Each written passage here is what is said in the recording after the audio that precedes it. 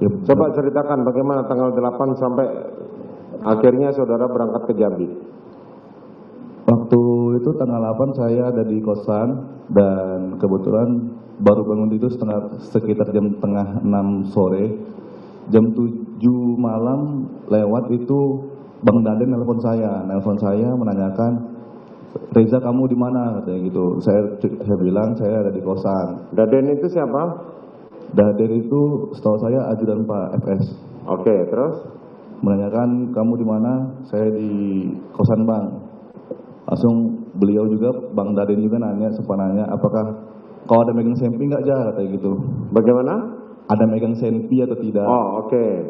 Megang senpi, saya bilang tidak ada Bang. Saya bilang, kan kalau senjata api, senpi, itu cuma pas kami piket aja. Nggak pernah kami bawa, tinggal di pos penjagaan. Karena itu barang inventaris. Oh gitu ya. Yaudah nanti kau langsung ke biro propos ya. Pada waktu Daden menghubungi kamu, dia bilang bagaimana? Dia bilang langsung, oh yaudah nanti kamu langsung ke biro propos Mabes. Oke. Ada yang nunggu. Ada yang nunggu, tidak diketahui siapa? Belum tahu. Oke, singkat cerita terusan saudara ketemu Daden, sempat ketemu Bang Daden di Saguling. Gara-gara saya mau ngambil pakaian PDL saya di laundry. Ketemu di Saguling, di situ dia tanya, kok belum pergi Jah, katanya. Saya PDL saya di laundry Bang, saya bilang gitu. Terus tuh masih lama enggak, katanya. Enggak Bang, bentar lagi kok, udah siap kok, saya bilang. Tukang laundry saya sudah telepon tadi. Ya udah, lu ada samping enggak, katanya. Langsung meriksa dari pinggang sampai kaki. Terus tuh dia sempat nyuruh juga buka bagasi motor, katanya gitu. Dia buka, digeledah, enggak ada. Oke, terus? Terus tuh dia sempat langsung nyuruh, yaudah buruan ambil PDL-nya biar langsung ke biro propos. Cepet ya, buruan sudah ditungguin tuh, katanya gitu. Kalau sampai sana kabarin gua lagi, katanya gitu. Oke, kemudian saya langsung berangkat ke Mabes. Sampai Mabes saya nanya ke piket penjagaan biro propos. Saya bilang, Bang izin saya ke sini disuruh ajudan Pak Ferdi Sambo, Bang Daden. Oh yaudah langsung naik ke lantai 3 aja ke ruang pemeriksaan. Saya naik ke lantai 3, cuman di sana ada beberapa ruang pemeriksaan, jadi saya tidak tahu, saya turun lagi ke lantai 2, saya telepon Bang Daden langsung bilang, oh ya tunggu. Pas itu dimatiin teleponnya via WhatsApp, dia ngirim nomor anggota juga, terus senior saya juga itu nemani saya. Dia bilang, oh yaudah naik ke lantai 3, ntar aku disamperin, saya nunggu, duduk di lantai 3, turun ke lantai 1, duduk lagi dekat penjagaan biro propos, pindah lagi ke kantin biro propos, duduk lagi, nunggu lagi, baru masuk ke dalam satu ruangan. Saya tidak tahu ruangannya. Di situ saya bertemu dengan Pak Beni Ali. Beni Ali, jam berapa itu tepatnya saudara ketemu dengan saudara Beni Ali? Saya kurang pasti ingatnya yang mulia, tapi jam 8 lewat setahu saya. Jam 8 lewat. Oke, kemudian di situ Beni Ali menanyakan terlebih dahulu, apakah saya adik kandung dari almarhum, katanya, adik kandung dari Nofriansah Yosua. Saya bilang, siap, ya jenderal, saya bilang. Terus tuh, abang kamu telah almarhum. Saya terkejut, terus tuh jenderal tersebut mengatakan kronologinya, menceritakan semuanya. Saya hanya cuma terdiam. Terus, kronologinya itu apa saja? Kronologinya diulangin.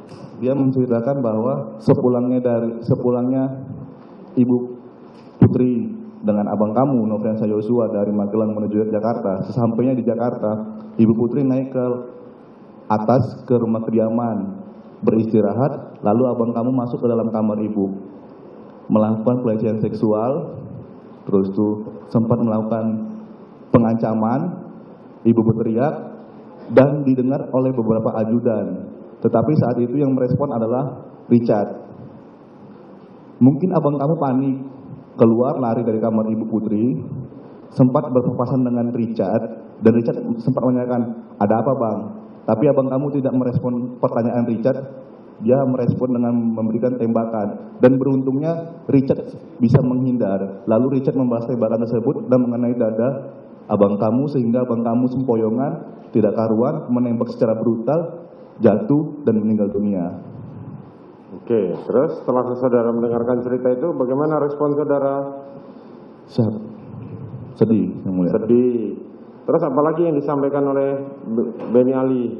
Terus sampai saat itu Pak Beni Ali menceritakan lagi bahwa saat ini abang kamu akan dibawa ke Rumah Sakit Keramat Jati untuk dilaksanakan otopsi. Nah, dan kamu nanti bisa ke Rumah Sakit Keramat Jati juga untuk melihat abang kamu. Oke, terus setelah itu apa yang dilakukan? Saat itu saya masih menunggu lagi, setelah Pak Beni Ali keluar saya menunggu lagi, yang mulia. Menunggu, masih oke.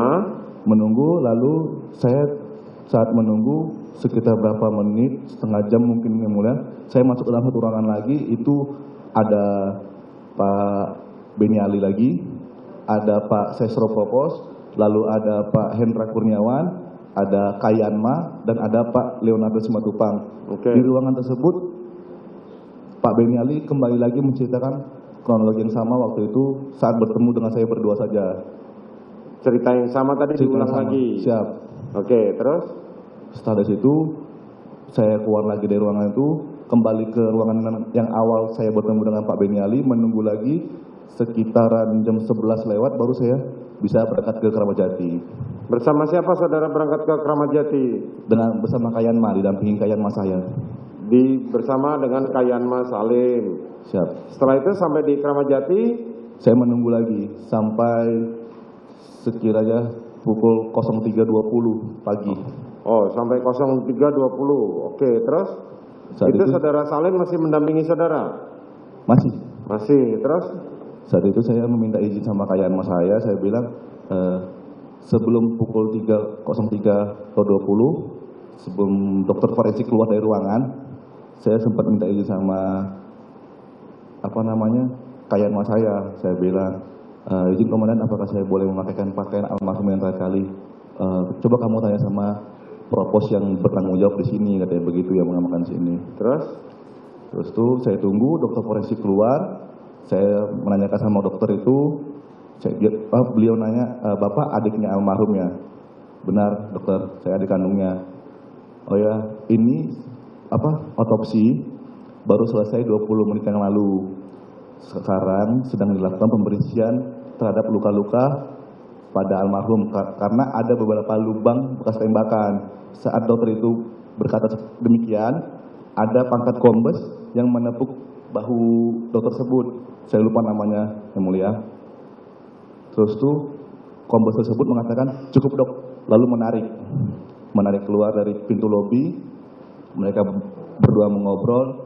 Saya tunggu lagi, saya samperin dokter tersebut, saya bilang, izin dokter, apakah saya boleh memakaikan pakaian almarhum untuk terakhir kalinya? Dokternya bilang, boleh, kan kamu, bapak kan saudara kandungnya. Terima kasih dok. Dokter itu keluar, pergi, saya nunggu beberapa menit, baru saya menghadap sama kombes propos tersebut. Saya minta izin, tapi saat pertama kali saya minta izin, propos itu dibilangnya, dah tunggu dulu sini dulu ya, katanya.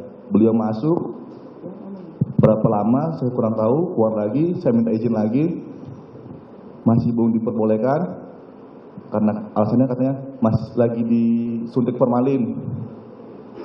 Majelis Hakim yang mulia, mohon izin, ada yang live Instagram dalam ruangan ini, yang live YouTube, Majelis Hakim.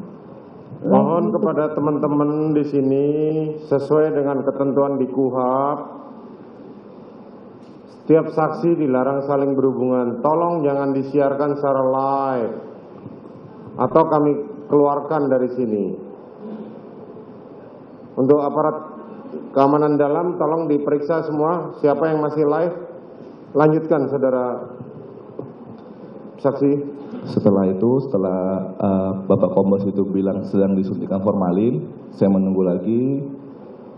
Saya lihat ada anggota yang membawa tabung formalin sudah selesai. Saya tanyakan lagi sama kombes tersebut. Saya bilang, izin komandan, apakah saya boleh memakaikan pakaian almarhum yang terakhir kali?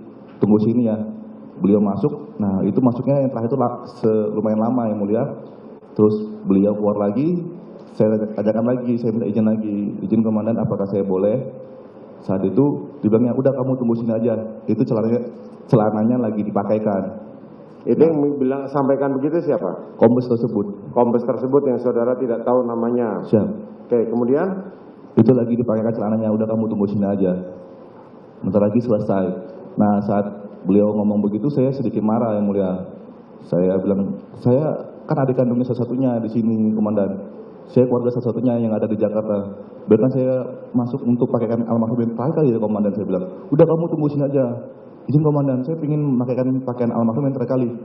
Ya udah nggak tahu, saya nggak tahu. Tanyakan saja sama tim forensiknya. Terus beliau pergi. Oke. Kapan tepatnya saudara memberikan keterangan, memberikan kabar kepada keluarga kalau abang saudara sudah meninggal dunia? Itu malam jam 9 lewat, saya lupa komandan saya. Ya. Kepada siapa saudara menghubungi? Pertama kali sama Kak Yuni. Pada? Kak Yuni. Kak Yuni. Ya. Terus kapan saudara terhubung dengan orang tua saudara? Hari itu saya tidak ingat jamnya yang mulia. Tidak ingat jamnya, tapi pada saat itu kemudian orang tua saudara ada bapak menghubungi ya, bapak saudara. Iya. Apa yang disampaikan oleh bapak saudara? Saya sampaikan awalnya saya tidak ngasih tahu, saya cuma bilang abang sudah meninggal. Cuman mungkin saya utuskan nanti ada kabarin lagi Pak ya kalau sampai Jambi, saya bilang gitu yang mulia. Terus tuh bapak mungkin karena penasaran nelpon terus, saya sempat juga angkat lagi, saya bilang ya abang meninggal tembak-tembakan. Tapi saya cuma sampai itu aja yang mulia saya bilang.